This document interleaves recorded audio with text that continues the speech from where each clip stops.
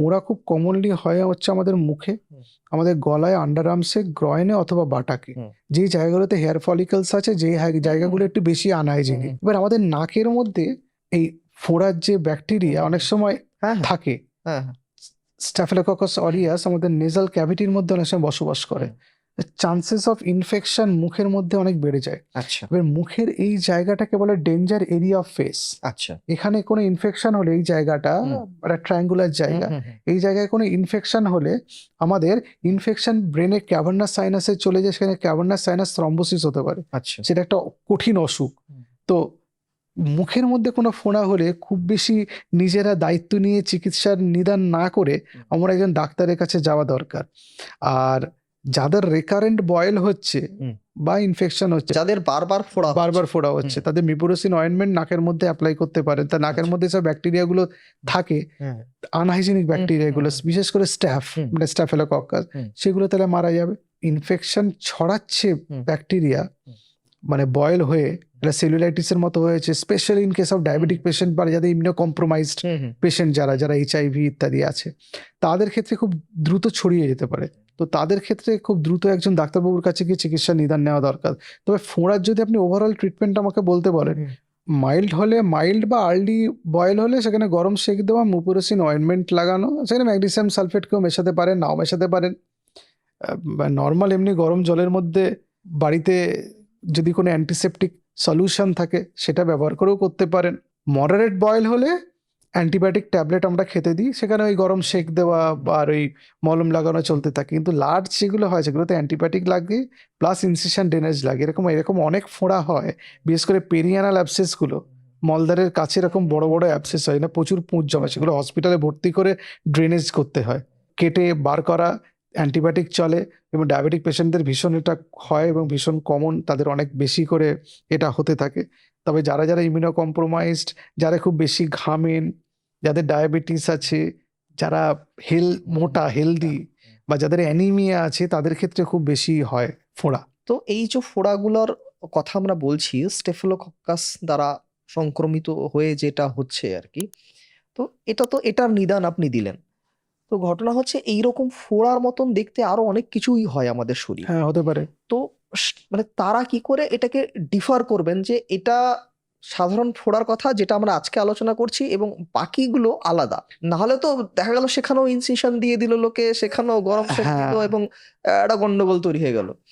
Diabetic পেশেন্টদের carbuncle বলে একটা স্কিনের একটা ফোড়ার মতো জিনিসই হয়, যার অনেকগুলো মুখ থাকে। আচ্ছা, ফোড়ার অনেকগুলো মুখ থাকে না সাধারণ ফোড়া। আচ্ছা, আচ্ছা, তো সেটা কিন্তু কার্বাঙ্কেল। সেখানে কিন্তু ওই দুমদাম নিজে কেটে কুটে বার করে দিয়ে সব করতে গেলে ঝামেলার মধ্যে পড়তে হবে।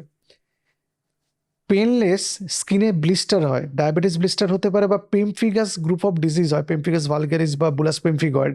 সেগুলো জল ভরার মতো উঁচু একটা জিনিস থাকে, সেগুলোকে ওরকম জল আপনি বার করে দিতে পারেন, সেগুলো মাল্টিপলস বিভিন্ন জায়গায়, সেটা ইমিউনোলজিক্যাল অসুখ, সেটা চিকিৎসা আলাদা, কিন্তু কোনো অ্যান্টিবায়োটিক খেয়ে কোনো লাভ নেই।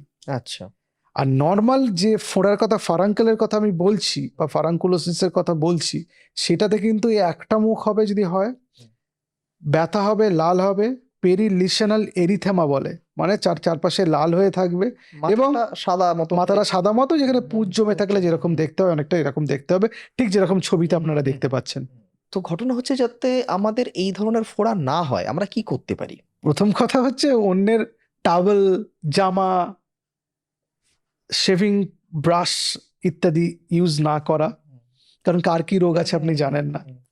ডায়াবেটিস থাকলে ভালো করে কন্ট্রোল করা। যাদের ফোড়া হয় বা ফোড়া হওয়ার সম্ভাবনা আছে, তাদের স্নান করার সময় অ্যান্টিসেপটিক দিয়ে স্নানটা করা, যাতে ব্যাকটেরিয়া ধুয়ে যায়। যাদের বারবার ফোড়া হচ্ছে, নাকের মধ্যে ব্যাকটেরিয়া থাকতে পারে, সেটা ট্রিটমেন্ট করা, অ্যান্টিবায়োটিক অয়েন্টমেন্ট নাকের মধ্যে লাগানো। ওজন বেশি থাকলে সেটাকে কমানো, হিমোগ্লোবিন কম থাকলে সেটাকে বাড়ানো, রেগুলার ফিজিক্যাল অ্যাক্টিভিটি করা। যারা বেশি ঘামেন, ঘামের পর ঘামটাকে মোছা, পারলে দিনে 2 থেকে 3 বার গ্রীষ্মকালে স্নান করা, এগুলো হচ্ছে প্রিভেন্টিভ মেজার্সের মধ্যে পড়ে। তাহলে ঘটনা হচ্ছে এই যে ফোড়ার চিকিৎসা ডাক্তারবাবুরা কিভাবে করেন এবং ফোড়া যদি সাংঘাতিক বড় হয়ে যায় তখন তারা কার কাছে ছুটবেন, মানে একজন ডাক্তারবাবুর কাছে ছুটবেন নাকি তিনি হাসপাতালে পৌঁছবেন? ফোড়া যদি বড় হয় এবং ডাক্তারবাবু যদি ফিল করেন ভেতরে যে পাস জমে আসাকে ইমিডিয়েট ড্রেন করতে হবে, ডাক্তারবাবুর সেটা চেম্বারে কোনো ডাক্তারবাবুদের ব্যবস্থা থাকে, সেখানে তিনি ড্রেন করে দিতে পারবেন। আমার যেমন চেম্বারে ব্যবস্থা নেই, আমি চেম্বারে ড্রেন করতে পারবো না। আচ্ছা। অ্যান্টিবায়োটিক ট্যাবলেট খেতে হবে, অ্যান্টিবায়োটিক প্রেসক্রাইব করে দেন ডাক্তারবাবুরা। অয়েনমেন্ট, অ্যান্টি ইনফ্ল্যামেটরি ওষুধ দিতে হয়, ট্যাবলেটস ফর্মে দিতে হয়। অয়েনমেন্ট দিলে অয়েনমেন্ট কীভাবে ড্রেসিং করবেন সেটা ডাক্তারবাবু সেটাকে এক্সপ্লেন করে দেন। যদি খুব বড় ফোড়া হয়, ভেতরে ফোড়াটার এক্সটেনশন কতটা, ভেতরে আরও কতটা আছে, তার জন্য আলট্রাসোনোগ্রাফি করতে পারেন, কিছু রক্ত পরীক্ষা করতে পারেন, সুগার আছে কিনা তিনি চেক করবেন। আচ্ছা।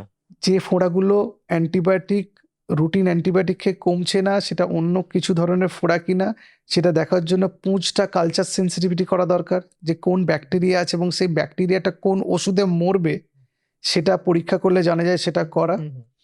এবং লার্জ অ্যাবসেস যদি থাকে বা পেশেন্ট যদি হিমোডাইনামিক্যালি আনস্টেবল হয়, ব্লাড প্রেশার কম, প্রচুর জ্বর আসছে, তার পালস রেট বেশি, খেতে পাচ্ছে না, ফোঁড়া থেকে কমপ্লিকেশনগুলো হতে পারে, তাদের হসপিটালে ভর্তি করতে হবে, ইনসিশনাল ড্রেনেজ দিয়ে পুঁজ বার করতে হবে।